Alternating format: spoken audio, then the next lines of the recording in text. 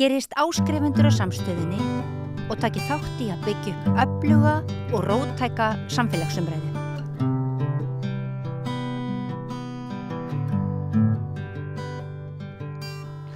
Góðan dag, gleðilegt nýtt ár. Í dag ætlum við að fjalla ég veit ekki hvað ég hafa kallað það, sjúkdóm, ástand eða hvað það nú kallað, en sú sem situr hérna hjá mér, hún veit allt þetta, enda hefur hún heldur betur reynslu af þessu sem að ég kannski kalla ástand, en hún vil kalla ábyggilega eitthvað annað. Elva Dögg Gunnarsdóttir, vertu hjartanlega velkomin. Takk fyrir. Þetta auðvitað Tourette sem ég að tala og það kannski ekkit allt og margir sem að þekkja þetta hugtak, eða hvað?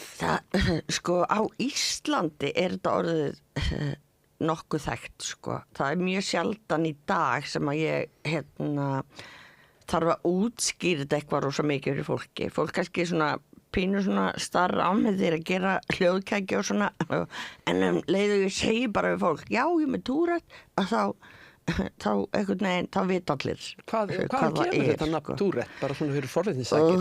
Þetta heitir einhver svona astanlegur nafni. Þetta kemur frá að franska taugalækninum sem hét held í 250 nöfnum og eftirnafnið hans var þetta Tourette. Þannig að þetta heitir eftir honum, að því að hann var fyrstur til þess að byrja að safna upplýsingum þetta ástand í rauninni. Hann var að trýta fullt af fólki og hann var eitt dæmi sem hann tók alltaf sérstaklega. Og það var einhverju svona hefðarkonu sem leitaði til hans og því að hún var svo ofboðslega orðuljót og bara dónaleg og réð ekki við það og þannig að þá fór hann að taka fyrst svona eftir þessu, sko, og þá fór hann að taka eftir fleirum, skilur, veist hvernig það og kaupir einhverja vissa tegund af bíl og allt í einu sérðu bara þannig bíl alls staðar. Þetta rauninni bara svolítið þannig að hann fór að skrá þetta hjá sér og út frá því fékk þetta nafn. En það samt svolítið áhugavert að þetta var svona sennilega 1870 eitthvað svoleiðis. Svo bara eins og þessi röskun hafi bara gleymst. Svo hafi bara ekkert farið að tala aftur þetta einhverju viti fyrir nefnitt í kringum 1970 í Bandaríkjunum. Heyrðu, þú talar þetta sem röskun. Já. Ég var ekkert alveg viss hvernig ég ætti að orða þetta. Nei, þetta var sjúkdómur eða röskun eða já, það eru margir ekki alveg sáttir við mig að segja röskun þegar ég tala þetta og ADHD og allt þetta dæmi, að því að það svona gefur svolítið til kynna að það sé eitthvað aðmanni, en þetta hjá mér snýst þetta bara það að ég vön að kalla þetta, skilur, en það ekkert að fólki sem með Tourette eða ADHD eða eitthvað, það bara. Svo ég spyr nú eins og fávískona, hvað veldur Tourette? Hvað gerist í líkamannu þegar þetta ósjálfráða dæmi fer í gang? Það væri gaman að vita það. Það veit það bara ekki nokkuð maður. Það veit það bara ekki nokkuð maður. Þetta eitthvað í sambandi við heilann, væntanlega. Já, það veit að þetta eitthvað í sambandi við dópamínið, en það ekki vitað hvort þetta sé, sko, of mikið dópamín, of lítið dópamín, eða hvort þetta sé alveg rétt magna dópamíni, en tauga, þú veist, nemarnir svo viðkvæmir, eða hvað, þú veist, það svona, en ég veit samt að íslensk erfðagreining var eitthvað að rannsaka þetta fyrir einhverjum árum síðan, þess að ég var kölluð inn í alls konar einhver test og blóðpröfur og eitthvað svona. Þannig að, en ég veit ekkert svo sem hvort það hefur eitthvað komið út úr því eða hvort það sé bara ennþá verið að vinna þetta eða. Þetta kannski sko. Einn af þeim sjúkdómum sem ekkert mjög svona sexy að rannsaka í Nei, í rauninni stóra samhenginu. Nei. Ekki svo krabbamein og Alzheimer. Nei, því að maður ekkert eitthvað að fara að deyja úr þessu, sko. Já, nákvæmlega. Þannig að þetta haft alls konar ömuleg áhrif, en maður ekki að fara að deyja beint úr þessu. En hvenær manstu fyrst eftir þér með einhverja kæk? Það var bara í 6 ára bekk, sko. Þú manst alveg eftir því? Já. Hvernig virkuðu þeir kækir? Þá var ég bara með einn kæk og ég var bara svona Ég svona með nefið bara. Já, fýtti upp á nefið. Já, svona. Já. Varð kækur, sko. Það var fyrsti. Og Þetta var náttúrulega auðvitað ekki sett í sambandi við Tourette á þeim tíma. nei, við vissum ekki eins og að það væri til, sko. Og það væri rauninni, sko, vinkona mín sem að, ég var svona að spyrja hana akkurat að gera svona hljóð og alls konar reyfingar og eitthvað. Og hún svona fór að segja mig frá því og ég ætla aldrei þetta orð og ekki mamma mín heldur en við vorum bara, hún nú bara búið eitthvað til, skilurðu.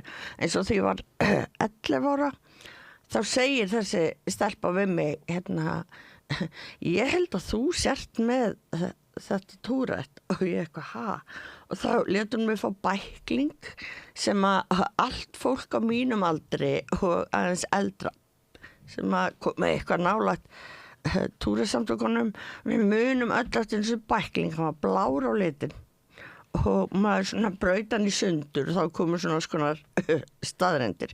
Þannig að þegar maður er að tala við fólk á mínum aldri og maður svona já, svo fekk ég sko bláa bæklingin og þá veit allir hvað ég verið að tala þú veist, fengum öll bláa bæklingin á þessum tíma.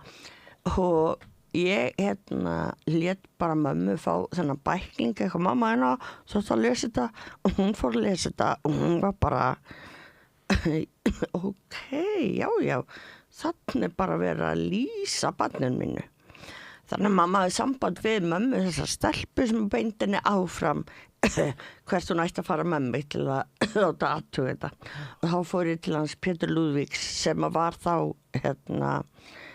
hann bara komin á aldurskilur, komin á eftirlaun. Taugalæknir.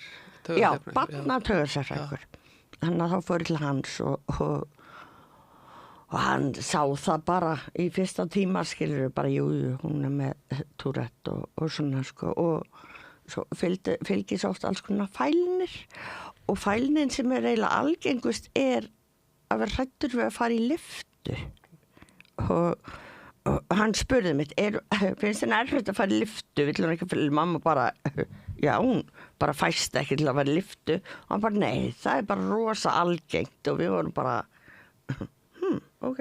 Engin sérstök skýring á því endilega. Nei, bara mjög algeng fælni hjá fólki. Hvað með félagsfælni? Það hefur kannski komið síðar sem afleiðing af kækjónum. Já, sko ég hef kannski aldrei verið eitthvað sérstaklega félagsfælin, skilur þegar félagsfælni alltaf felur í sér bara við svona kvíða ástand og það hefur kannski aldrei verið mitt en þegar ég eða var óbúslega slæma kækjunum þá oft langaði mig bara ekkert að fara neitt út því að þá náttúrulega var maður að vekja athygli og á hátt sem mann langaði ekkert að vekja athygli á en ég tók samt rosalega snemma þá ákvörðun þú veist, ég spurði sjálfa mig, ok, ætlar að vera bara alltaf eitthvað einangrað heima út af því að þú ert með þessa kæki eða ætlar bara að þú veist, sökk þetta upp og bara fara út og hefa fólk að glápa þig eða spurja þig eða eitthvað, þá svarar bara skilurðu, en ekki fela þig og ég tók það ákvörðun að gera það frekar og hvað lítur að vera svolítið erfið ákvörðin? Ég veit það ekki, þú veist, ég hef bara alltaf verið svona, ég hef bara frá því að lítil, ég hef alltaf verið göslari og alltaf verið svona, var svona ráðskonurassi og lítil og og þegar ég var barn og unglingur, þú veist, þá var þetta ekki orðið mikið hluti af hvað ég segja, svona sjálfinu mínu eða svona identityinu mínu jú, það var eitthvað sem ég var með en það var bara, já, þú veist þetta bara þarna það var bara eins og einhver var rauðhærður og annar var hvíthærður sem ég var náttúrulega líka þannig að ég fekk mjög mikið af svona leiðilegu genunum, sko. Ég náttúrulega yngra barnið, sko, en að systir mér fekk all bestu genin og ég fekk alla afgákana bara. Þannig þess vegna ég svona, sko, furðuleg. Nei, ég segi svona. Þú voru alltaf að geta gert grín að þessu. Já. Ég lærði það mjög snemma heima á mér. Og mamma mín sem sagt bóðslega svona, hvað maður að segja, með svona þurran, svolítið svona breskan húmor, þar sem að allt svolítið leifilegt, sko, og ég ólst upp í það og ég held að húmorinn minn hafi bara þróast, ég held að mamma mín hegi allan heiðurinn að húmornum mínum, sko. Ég þekki það mæta vel, vegna þess að ég vann með henni. Já, þannig að þú veist hvernig hún sko, og þannig að ég lærði bara að, þú veist, þetta þarf ekki að vera ógeðslega dramatískt. Auðvitað gerir hún ekkert grína mér þegar mér hefur liðið sem verst út af allt það. Þú veist, hún ekkert eitthvað ömurleg manneskja, en bara að geta samt séð þegar það eitthvað sem ógeðslega fyndið og reyna þá að hugsa meira það, skilur. Þannig að það svona... Ég teki eftir því að það eru nokkrir uppistandarar eins og þú ert sem eru fattaðir og gera grínað sjálfum sér. Já, þetta náttúrulega bara rosa mikið, hvað maður að segja, húmor, við þróum með okkur húmor til að lifa af. Erfiðarastar, allt fólk gerir það. Og og þannig að þetta bara svo rosalega mikilvægt tæki til að nota, til að bæði hvað maður að segja, bæði til að svona sættast við sjálfan sig, eða sættast við þessa hluti sem eru erfiðir. En líka, ég hef líka bara komist að því að húmor svo ótrúlega mikilvægur í bara allri fræðslu, í öllum samningaviðræðum, þú veist, bara í öllu, húmor bara svo ofboðslega mikilvægur. Og ég held að við séum bara mjög mörg, þú veist, nú þekki ég fullt af fötluðu fólki, og þeir ekkert endilega uppistandarar, en það sem langflest svona fatla fólk á sameiginlegt nákvæmlega það að það getur mjög auðvitað gert finnur hliðarnar af fötluninni sinni. Af því að það er bara sem fólk búið að þurfa að geta gert til að bara lifa af, skilur við. Elva, við viljum að koma aðeins betur að uppistandinu þín og eftir, en ég langar að forvinna svolítið unglingsárin þín þegar að það fór nú að bera meira á Tourette hjá þér. Já, þetta fyrir að ferlið yfirleitt þannig að þetta byrjar yfirleitt í kringum, eða kækirnir byrjar yfirleitt í kringum 6-7 ára aldur. Svo fer þetta ofta aðeins versnandi á kynþroskaskeiðinu, en það er alltaf agalega erfitt að vera unglingur, þú veist, alveg hræðilegt, sko. Já, það getur verið það. Það getur verið það, allir eru ömurlegir og mamma og pabbi eru ógeðslega hallarsleg og maður bara, oh my god. Og að skera sig úr fjöldanum hræðilegt. Já, og bara, þú veist, það er bara ofsalega erfitt að vera unglingur. Þá versnar þetta oft og svo yfirleitt fer þetta svona minnka svona í kringum 20 og eftir 20 og ég fylgdi bara nákvæmlega þessu ferli fyrir utan það að þetta færi að minnka eftir 20. Ég tók greinilega bara það ákvörðun að auka þetta verulega. Alltaf þú hefði nú tekið það ákvörðun? Nei, en það er það sem gerðist og það var mjög erfitt og svo bara kom tímapunktur þegar ég kringum 30 þá bara fór þetta upp úr öllu valdi, sko. Ég var bara þar, ég gæti ekki skorið matinn minn sjálf, ég gæti nú borðaðan sjálf en ég gæti ekki skoriðan. Var það þá vegna kækja sem að tengdust hreyfingu? Ekki bara sem sagt hljóð? Já. Og ég var með svo stóra hreyfingar, skilur, það var bara, skilur, það, sko, ef að fólk hefði ekki vitað betur, þá hefði það alveg getað að halda að ég væri spastísk, sko.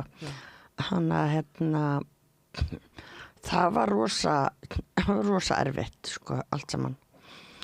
Og svo...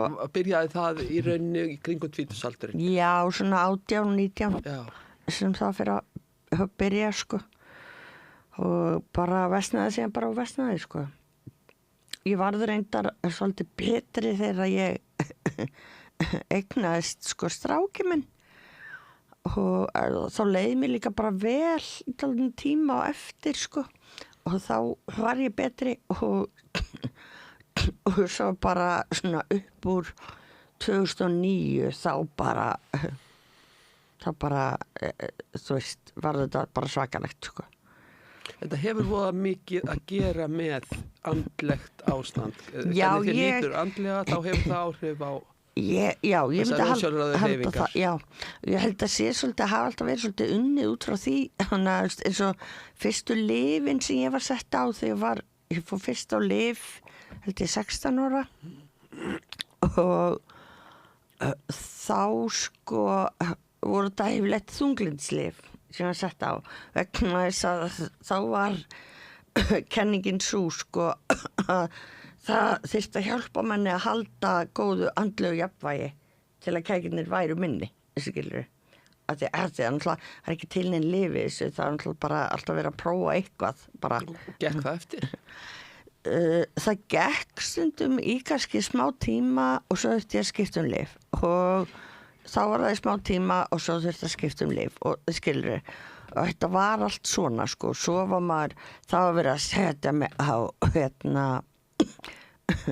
geðrofslyf og flogaveikilif og bara og stíla hálfgert tilraunadýr. já, algjörlega sko og það, þú veist, og það fór kannski ekkert endilega æla vel með mann heldur sko þannig að en auðvitað reyndi var maður bara að reyna sko, ég mán með þess að á tímabili var ég sett á sko nikotínplástra af því að þá var einhver kenning að nikotín róaði niður kækina. Ég reykti ekki eins og ég var 18 ára sko og bara eitthvað kom með einhvern nikotínplástur og bara, þú veist, þannig að það er margt.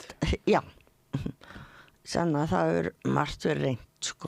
En þessar ósjálfráðu hreyfingar þínar, þær náttúrulega hafa haft ábyggilega heilmikið áhrif á þitt daglega líf, bara menntun og vinnu og annað slíkt. Já, mjög mikið sko. Bara burt sér frá því hvað þú hafa þetta út af fyrir sig og athyglinna sem þessu fylgir, bara að þetta hefur haft áhrif á bara hreyfingetuna og þú gast ekki gert eitt og annað.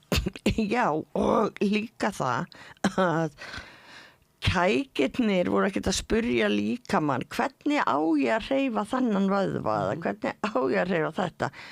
Þeir gerðu það bara.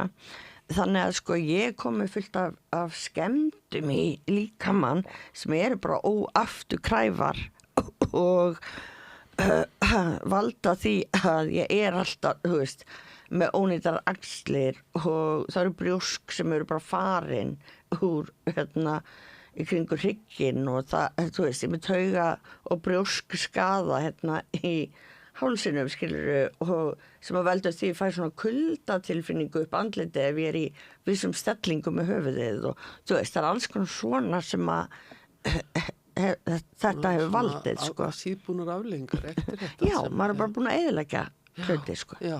Þú veist, annað herðablaðið á mig bara stendur bara út úr bakinu út af kæk sem ég var alltaf að gera þegar ég var unglingur, skilur. Já, ég skilur þig.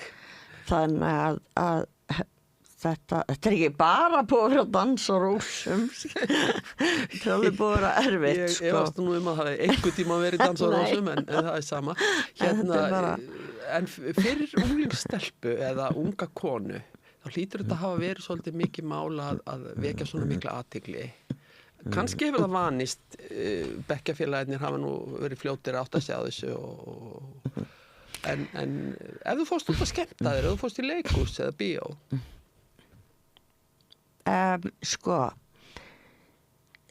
það er svo fyndið að ég held að ég hafi bara alltaf verið svo ofboðslega einhvern veginn ótengd sjálfur mér á þessum tíma að ég var ekkert endilega eitthvað ofboðslega meðvituð þetta þegar ég er unglingur sko.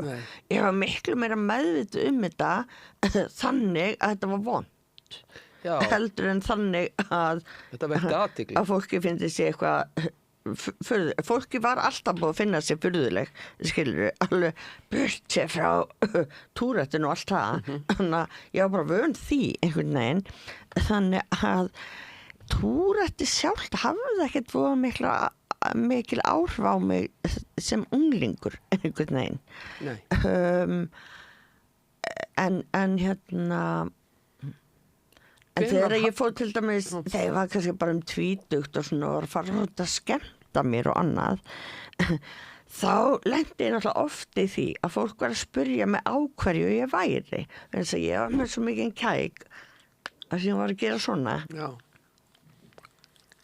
með munninum og kjálkanum og mér skilst að það sé rosa algengt þegar fólk tekur inn viss vímöfni, skilur þannig að það var alltaf verið að spyrja mig hvað ertu á ertu á spýtti eða eitthvað og ég var bara eitthvað að drekka, þú veist, smá áfengi eða eitthvað, þú veist, ég hef aldrei verið mikið fyrir áfengi líka, fattaru þannig að ég var alltaf bara, og ég vissi ekkert að þessi efni geti haft þessi áhrif en ég var ekkert inn í því þannig að ég skildi aldrei hverju fólk var alltaf að spurja mig að þessu þangað til að ég sagði einhverjum vini mínu frá því og hann útskýraði fyrir mér bara já, það eru glút á þessum kæk sko, fólk heldur þú sér bara alveg skilur að því fólk getur orðið þannig ég var bara já, ok þú veist, að ég var alltaf mjög saklaus bara einhvern veginn Já, en nú hefur stundum verið sagt að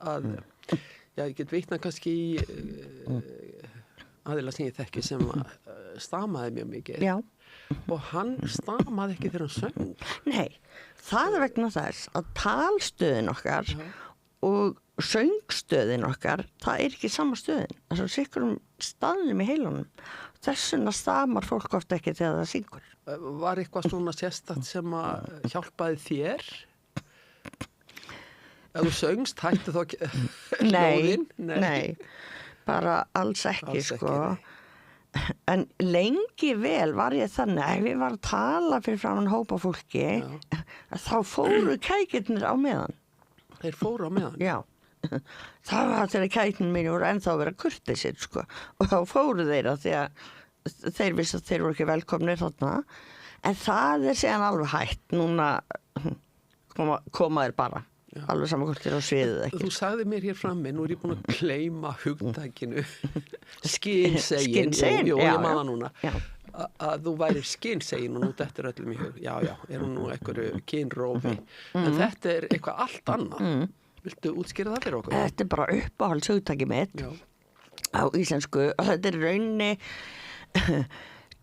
íslenska heitið á að vera neurodivergent, sem sagt vera á einhver rónu, vera með ADHD, vera með kvíðaraskanir, Tourette, áfallastreituröskun, andlitsblinda og bara allar þessar svona skyn úrvinnslu, hvað maður segja, raskanir eða bara ástand einmitt. Þetta segir þú sért með þennan pakka? Já, ekki alltaf því, skilur. Þú ert skynsegin að þú ert með eitthvað af þessu. Þá ertu skynsegin og svo fyndi sko að ég var eitthvað að hugsa daginn bara, er ég bara alltaf eitthvað að ímynda mér að allir í kringum þessu skynsegin, er ég bara að reyna að klína þau upp á aðra, en svo fór ég alltaf bara að hugsa þetta og þetta liggur mjög mikið oft í fjölskyldum að því náttúrulega þú erfir taugakerfið frá foreldrínum, skilurðu, og svo fór ég líka bara að hugsa já, ok, það er náttúrulega bara að því að skynsegin fólk laðast að öðru skynsegin fólki, þannig að auðvitað er allir minn vinahópur með eitthvað sem fellur undir þetta hugtak, að því að ég náttúrulega er bara lítið að umgangast fólk sem er ekki með eitthvað sem fellur undir þetta hugtak, skilur. Þannig að það eru bara rosa mikið af fólki að núti sem er ekki með neitt af þessu, en ég þekki bara ekki það fólk, skilur. Þannig að öll mín fjölskylda er með eitthvað, sko, allir í fjölskyldum minni, sko. Það er bara, og ég er bara búin að læra í dag að þetta er svo skemmtilegt, það er svo gaman að sitja og spjalla við aðra sem eru skynsegin og vera að bera saman og vera uppgöt alls konar og svona, þú veist, alls konar sem að maður kannski hefur aldrei sagt neinu frá að því manni fannst maður að vera bara svo skrítin að vera þannig eða hugsa þannig og svo er einhver annar sem að er skynsegin og hann fyrir að segja manni frá kannski einhver hlut og maður er bara Já, ég upplifi það líka, en maður hefur aldrei sagt henni frá því, af því að maður held að maður væri einn, fattaru. En svo maður það ekki, Er skilur þetta ekki svona bara vísir að jafningastöðningi? Já, algjörlega, Já. algjörlega. Þetta það, sko. Þannig að í dag ég bara farin að vera, hvað maður að segja, í rauninni bara þakklátt fyrir að fá að vera einn af þessum einstaklingum vegna þess að það sem að skynsegin einstaklingar gera það sem gera það á skynsegin að þeir sjá oft hlutina frá allt öðru sjónarmiði, rosa mikið að listafólki skynsegin mjög mikið með ADHD eða bara alls konar, að því að við erum með öðruvísi skynjanir, þannig að við erum oft svolítið út fyrir boxið og það svolítið það sem list það svolítið þetta að fara út fyrir boxið og sýna hvernig raunveruleikin getur verið í öðru boxi en fólk vant og allt þetta, og þannig að ég held að það styrki fólk í rauninni sem listafólk, og ég vil nánast fullir það að allt listafólk sé skynsegin á eitthvað hátt, sko. Já. Svona án þess að hafa neitt fyrir mér því, en ég veit að íslensk erfðagreining að gera rannsókn á hvort það sé hvort það sé samhengi á milli þess að vera með ADHD og að vera með mikla sköpunargáfu. Þannig að ég veit að það einhver rannsókn í gangi hjá með það, þannig að Því hefur oft verið haldið fram. Já, væri... já, og ég algjörlega viss það, sko. Það bara... Já. En finnst þér óþægilegt þegar að, já, hvað ég segja, þegar þú ert mynd á sjúkdóminn, eins og til dæmis þegar ég hringdi og sagði væri til að koma til mín Elva í þátt. Ertu orðin leið á þessu eða? Nei. Auðvitað ég komin leið á að vera með Tourette og, þú veist, allt það og ég nenni ekkert alltaf að vera að tala um það. En það þú veist, eins og vinir mínur svona, hafa alltaf sagt bara, veist að þegar maður er búin að tala við þig, skilur tvisvar eitthvað, þá bara maður hættur að taka eftir þessu. Þannig að fólk ekkert að tala um þetta við mig, en ég alltaf til í að koma og tala um þetta einhvern svona, já, að því að þú veist, ég veit svo vel hvernig það að finnast maður að vera algjörlega einn í þessu og veit ekki ekkur maður er skrítinn og veit ekki ekkur maður passar ekki inn í og alls konar, og þannig að þess vegna vil ég tala um þetta að því ég vonast alltaf til einhver heyri eða sjári sem þarf á því að halda, skilur. Og hafa margir leita til þín til dæmis eftir svona jafningastöðningi eða ráðum? Já, fullt af foreldrum oft sem hafa hringt í mig, hafa kannski séð mig í sjónvarpinu eitthvað, hafa sagt mér skilaboð á Facebook eða eitthvað og spurt hvort þú mættu hringi mig og svona, og ég segi alltaf já við alla sem að hafa samband að þetta bara, það flókið að navigata lífið þegar þú ert með eitthvað svona, sko. Og ég til dæmis áttaði mig á því fyrra að ég væri á einhverju rófunu og það bara bara, sko, dásamleg uppgötvun. Það bara æðislegt, sko.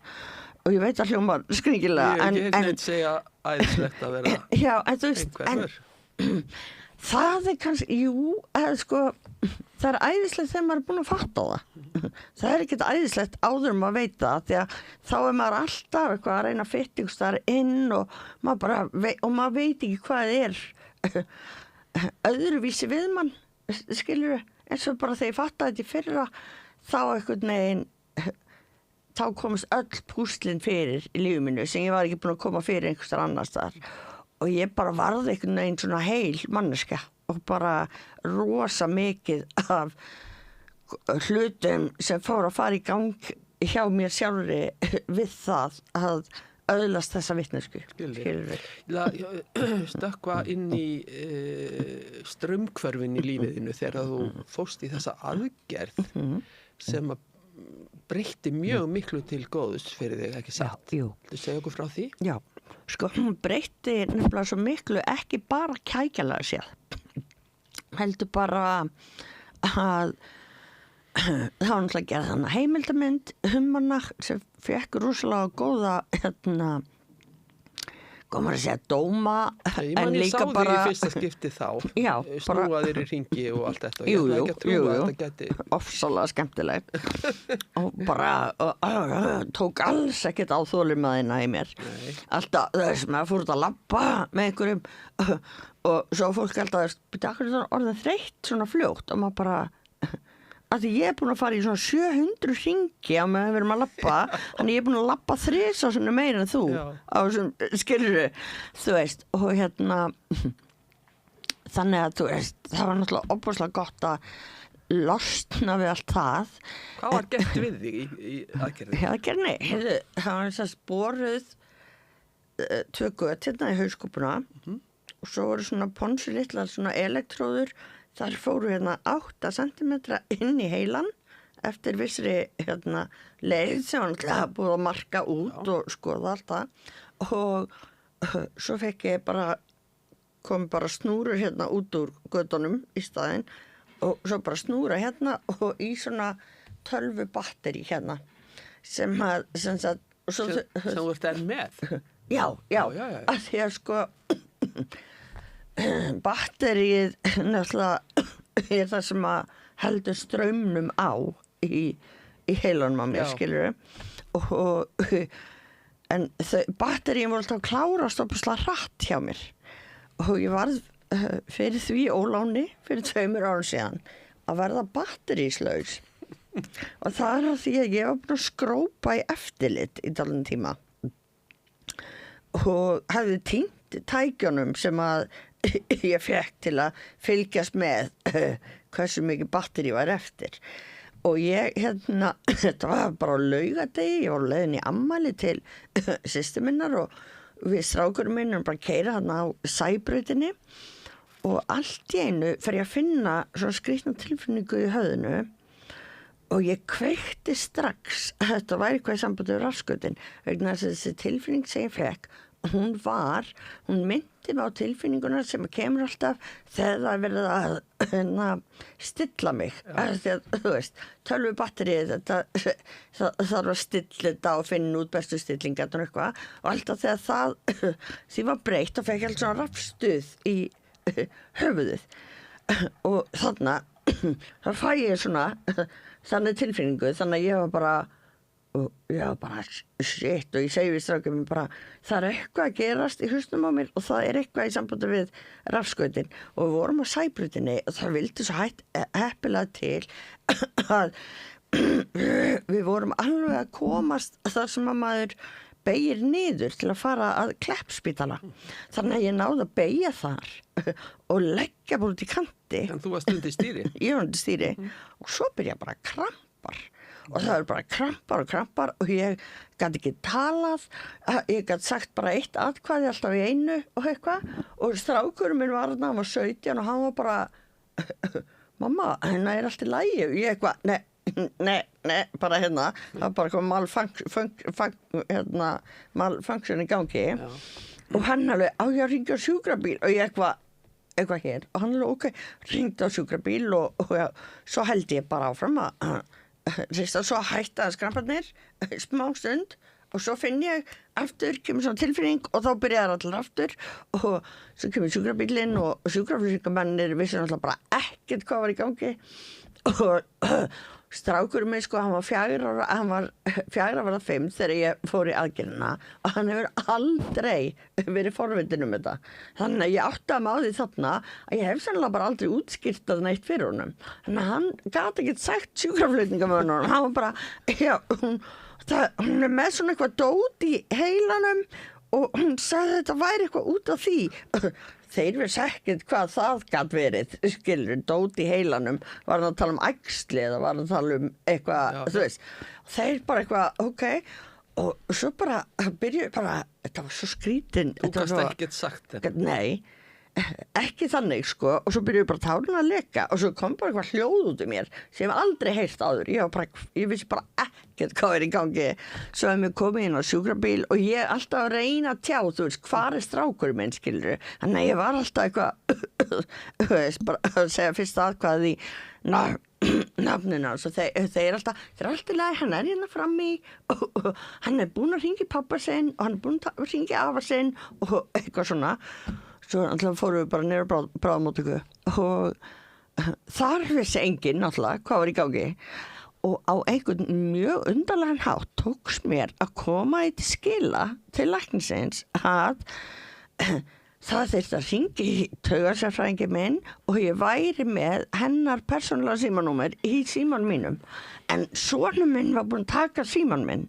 og fara með hann eitthvað, ég man ekki bara heim til hans og pappans eitthvað þannig að það þurfti að hringi þá til að beða þá að athuga og finna númerið í símanum mínum og eitthvað og þetta tókst allt saman og hún bara mætti á spítalan og kom með græðunar að finna sko og hún bara já, batterið búið og þá var læknirinn búinn að gefa mér eitthvað svona lyf sem fólki gefið sem í einhverjum krampakostum og eitthvað og meðan ég að bíða eftir þetta var svo ógeðslega fyndið meðan ég að bíða eftir að það byrja að virka þá stendur pabbi minn við rúmið og læknirinn þekkti mig alltaf ekki neitt þannig að hann segir við pappa á hún almennt erfitt með að tjá sig og ég mun aldrei gleyma þessu að þetta var svo dásamlegt pabbi minn, hann segir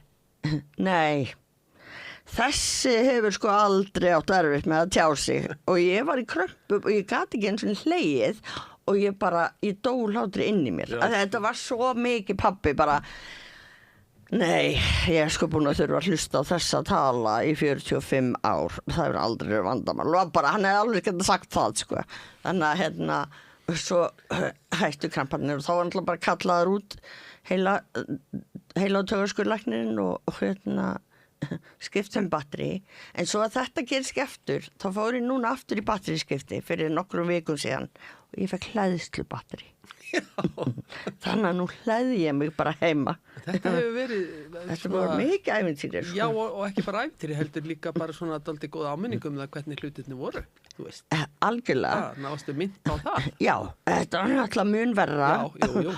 Og við ringdum í taugalækninu til Svíþjóð og hann sagði að þetta væri fráhvarfseinkenni þegar maður er búin að vera með straum svona lengi og hann síðan fer af þá er þetta fráhvarfseinkenni þannig að núna þarf ég að kenna öllum í kringum mig á allar græðurnar til að geta brugðist við já, að það slokknar það geta alveg komið upp aðstæður það slokknar á þú veist þessu, þá þurfa þau að kunna kveika á því aftur sko. Þannig að þetta er mjög áhugavert en sko eins og segi þegar þessi mynd var gerð þú veist, það var bara þetta var svo skemmtilegt ferli og það var borin svo óbúslega mikil virðing fyrir söllu þessi mynd var sérst gerð af honum Agli Eðalsinni og henni Brynju sem var með kastljósið á þessum tíma Þorgeirsdóttur, já hvað eru? Brynja Þorgeirsdóttur já og þau einhvern veginn, þú veist þau komu svo óbúslega fram og svo óbúslega mikil virðingu við þetta og þau vissu það að ég vildi ekki hafa þetta eitthvað svona vælu dæmi skiluru, bara fyrir mig sjálfa og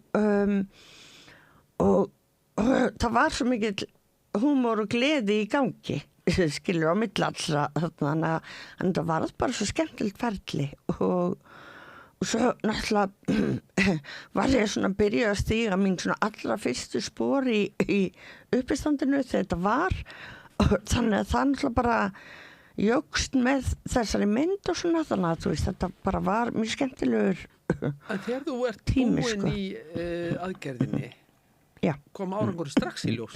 Nei, það náttúrulega tók þóttin tíma hann minnkaði náttúrulega eitthvað en það tók alveg tíma því að það líka tók bara tíma að finna stillingar sem að henduðu og alls konar svoleiðis og það ennþá erum við ofta að breyta stillingum og svona skoða væri þetta betra eða þú veist hvernig sem það sko. En hringsólið, svo ég notum það orð. Hætti það strax? Já, það hætti mjög fljótlega sko, sem var mjög gott sko. Þakkarvert, já, þetta var svo fyndið að maður labbaði mitt í snjó með vinkonum minni og svo fór ég hring sko og svo ég sagði bara, sagði venna pældi ef einhver væri, þú veist að elda mig hvaðan þið ringlaður hérna bara hún kom hingað og akkur svo mikið af fótsporum hérna og ég hring og eitthvað, hvaðan þið bara ég bara veit ekki hvort ég vil halda áfram með þetta verkefni, skilur alltaf þetta er bara mjög skrítið og þú ert að finna húmorn í þessu já, en veistu að þegar maður er búin að vera í uppistandi svona lengi þá er þetta bara vöðvi sem að maður þjálfar og þannig að í dag þá ósjálfrátt finn ég einhvern fyndin vinkil við nánast allt og núna er challengeið svolítið að segja hann ekki upphátt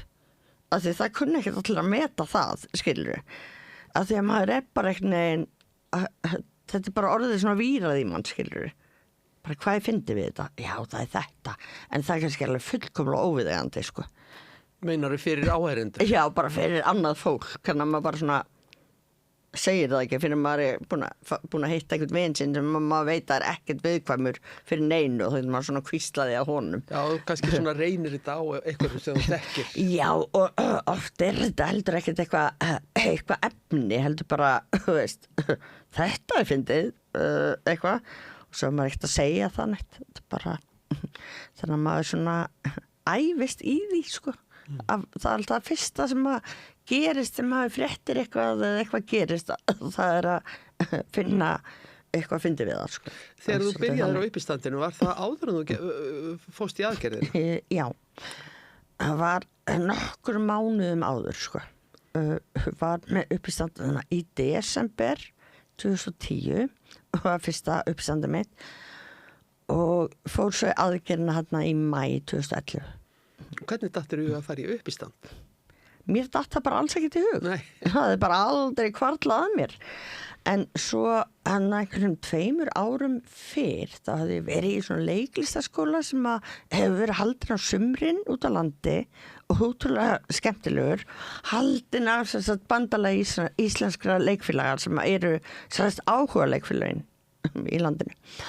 Og ég átti ammæli alltaf svona loka kvöld og ég hafði verið hann á námskeiði hjá konu sem að ég var nú alveg skítrætt við sko og svo er alltaf svona loka kvöld og ég hélt ræðu til heiður sjálfri mér að því átti ammæli bara, þú veist að fólki fannst þið fyndin og vildi að ég færi að segja eitthvað og ég fór eitthvað og gerði það bara sagði bara eitthvað og eitthvað og fór svo og þá var þessi kona sem ég var á námskeiðinu hjá hún heitir Ágústa Skúladóttir og er stórkostleg leikstjóri hún leikstýrt bara í Ásdís Skúladóttir? Nei, Ágústa hún leikstýrt bara í öllum leikhúsunum hérna og í óperunni og öllu og hún kemur til mín eftir og segir það er uppistandari í þér og ég eitthvað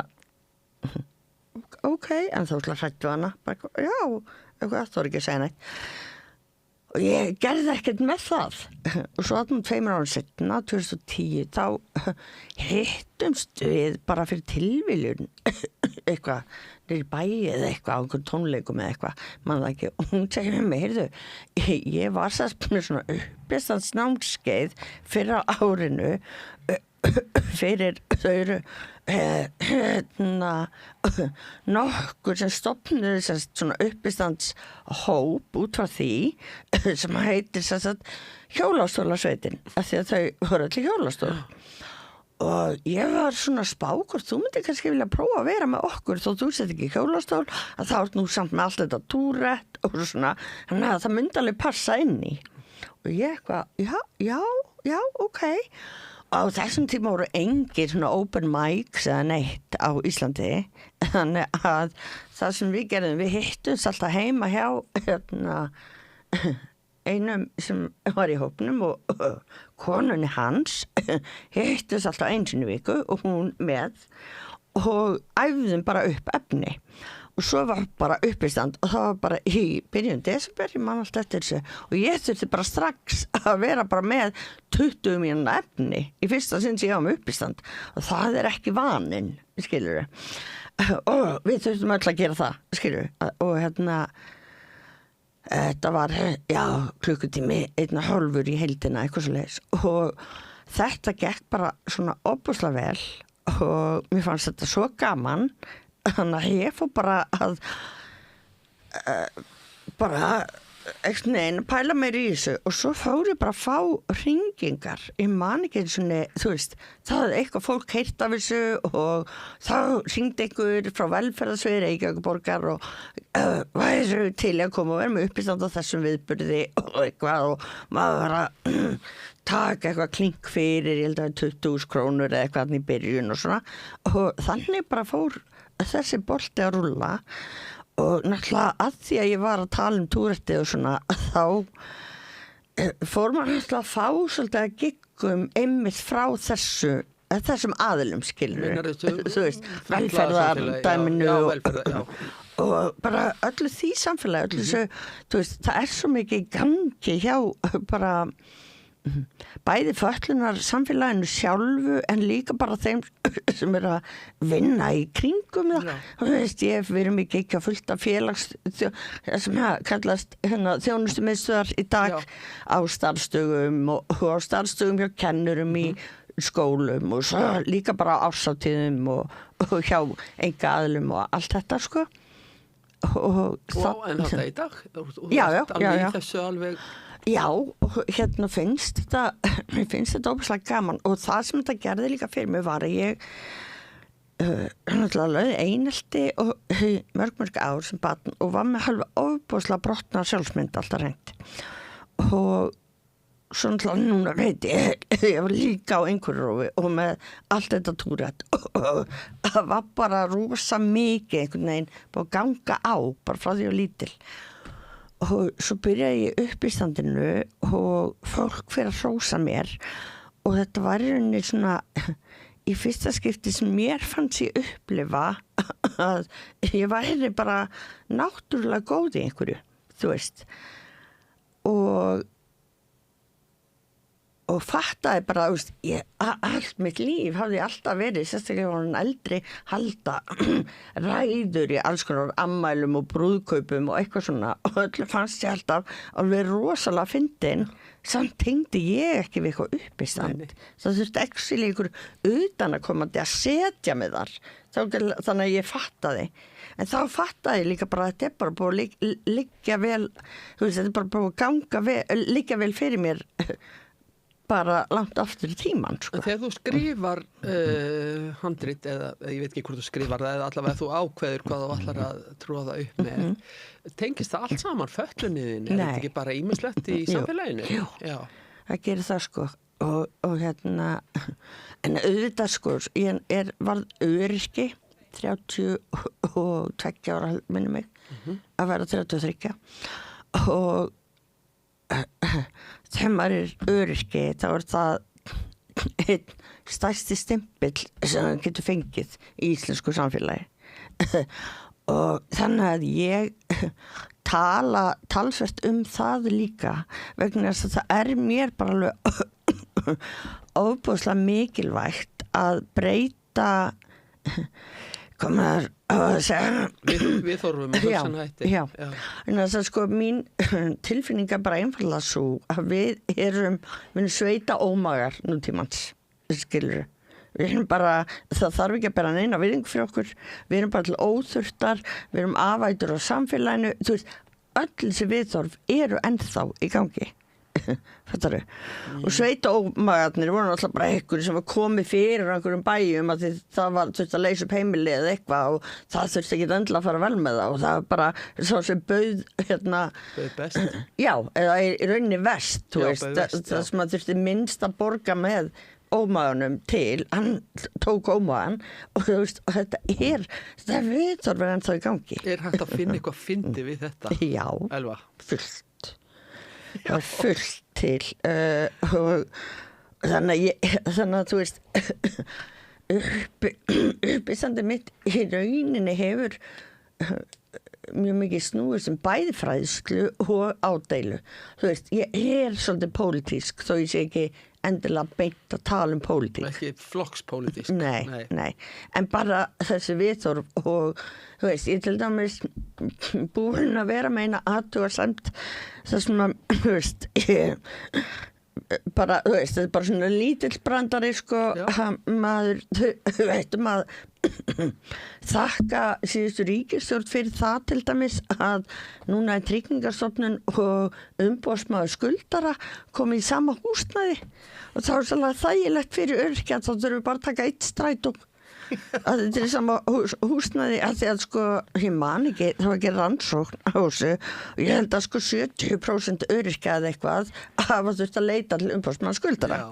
Skilur við, þannig að, þú veist hagræðing fyrir þá ofsalega mikil hagræðing fyrir stofnanir í sama húsi. Já, þetta er svo þægilegt, skilur við þú veist, þannig að það er alls konar svona þetta er svona svolítið kaldhæðnislega húmor. Já, sem ég náttúrulega læri bara þetta fæði náttúrulega bara með móðumjólkinni frá móðum minni, sko að því að sko